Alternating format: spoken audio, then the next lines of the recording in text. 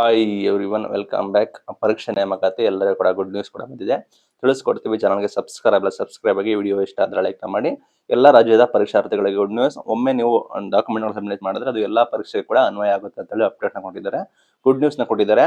KSET ಪರೀಕ್ಷೆ ಸೇರಿ ಯಾವುದೇ ಪರೀಕ್ಷೆಗೆ ನೀವು ಒಂದ್ಸಲ ನೀವು ಡಾಕ್ಯುಮೆಂಟ್ ಅಪ್ಲೋಡ್ ಮಾಡಿದ್ರೆ ಅದನ್ನ ಎಲ್ಲಾ ಪರೀಕ್ಷೆಗಳಿಗೂ ಕೂಡ ಅಪ್ಲಿಕೇಬಲ್ ಆಗೋ ರೀತಿ ನಾವು ಡೆವಲಪ್ಮೆಂಟ್ ಮಾಡ್ತಾ ಇದೀವಿ ಅಂತ ಹೇಳಿ ಉನ್ನತ ಶಿಕ್ಷಣ ಸಚಿವರಾದ ಡಾಕ್ಟರ್ ಎಂ ಸಿ ಸುಧಾಕರ್ ಅವರು ಹೇಳಿದ್ದಾರೆ. ಆಲ್ರೆಡಿ ಕೆಪಿಎಸ್ಸಿ ಕೂಡ ಇದೆ. ನೀವು ಒಂದ್ಸಲ ನಿಮ್ಮ ಡಾಕ್ಯುಮೆಂಟ್ ಡೇಟಾ ಎಲ್ಲ ಅಪ್ಲೋಡ್ ಮಾಡಿದ್ರೆ ಅದು ಫೆಚ್ ಆಗುತ್ತೆ. ನೆಕ್ಸ್ಟ್ ನೀವು ಯಾವುದೇ ಕೆಪಿಎಸ್ಸಿ ಅಂಡರ್ ಬರೋ ಅಪ್ಲಿಕೇಶನ್ಗಳಿಗೆ ಅರ್ಜಿಯನ್ನು ಸಲ್ಲಿಸಬೇಕಾದ್ರೆ ಡೇಟಾಗಳು ತಗೊಳುತ್ತೆ. ಬಟ್ ಕೆ ಆ ರೀತಿ ಎಲ್ಲ ಪದೇ ಅಪ್ಲೋಡ್ ಮಾಡಬೇಕಿತ್ತು.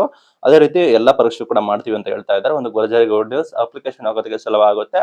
ಎಲ್ಲಾ ಸ್ಟೇಟ್ ಗೌರ್ಮೆಂಟ್ ಇರೋ ಡಾಟಾಗಳು ಫೆಚ್ ಆದ್ರೆ ಅಭ್ಯರ್ಥಿಗಳು ಒಂದು ಬಾರಿ ಅಪ್ಲಿಕೇಶನ್ ಹಾಕಿದ್ರೆ ಪದೇ ಅಪ್ಲೋಡ್ ಮಾಡ್ಕೊಂಡು ಡಾಕ್ಯುಮೆಂಟ್ ಸ್ಕ್ಯಾನ್ ಮಾಡ್ಕೊಂಡು ಆಧಾರ್ ಕಾರ್ಡ್ ವೆರಿಫಿಕೇಶನ್ ಅಂತೆ, ಆ ಡಾಕ್ಯುಮೆಂಟ್ ಅಂತೆ ಬೇಜಾನಷ್ಟು ಉದ್ದ ಇರ್ತದೆ, ಸಮಸ್ಯೆ ಆಗುತ್ತೆ. ಆ ನಿಟ್ಟಿನಲ್ಲಿ ಇದನ್ನ ಮಾಡ್ತಾ ಇದ್ದಾರೆ. ಸಿಟಿ ಮಾರ್ಗಸೂಚಿ ಕೂಡ ಬಿಟ್ಟಿದ್ದಾರೆ. ಅಲ್ಲಿ ಕೂಡ ಸಿಟಿ ಮಾರ್ಗಸೂಚಿ ಮೇಲೆ ಬಿಡೋ ಸಮಯದಲ್ಲಿ ಇದನ್ನು ಕೂಡ ಹೇಳಿದ್ದಾರೆ.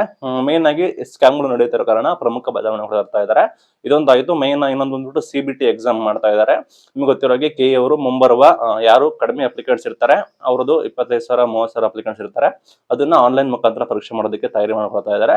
ಇದನ್ನ ಹೋಗ್ತಾ ಅವರು ಇಂಪ್ಲಿಮೆಂಟ್ ಮಾಡ್ಕೊಂಡು ಹೋಗ್ತಾರೆ. ಈಗ ಆಲ್ರೆಡಿ ಏನ್ ಸ್ಕ್ಯಾಮ್ಗಳು ನಡೆದಿದ್ದಾವೆ, ವಿದ್ಯಾರ್ಥಿಗಳು ನಂಬಿಕೆ ಬರೋದಿಲ್ಲ ಸರ್ಕಾರದ ಮೇಲೆ. ಯಾವ ರೀತಿ ಆಗ್ತಾ ಇದೆ, ಬರೀ ಸ್ಕ್ಯಾಮ್ ಆಗ್ತಾ ಇದೆ. ಆ ನಿಟ್ಟಿನಲ್ಲಿ ಈ ರೀತಿ ಡಿಸಿಷನ್ ತೆಗೆದುಕೊಂಡಿದ್ದಾರೆ.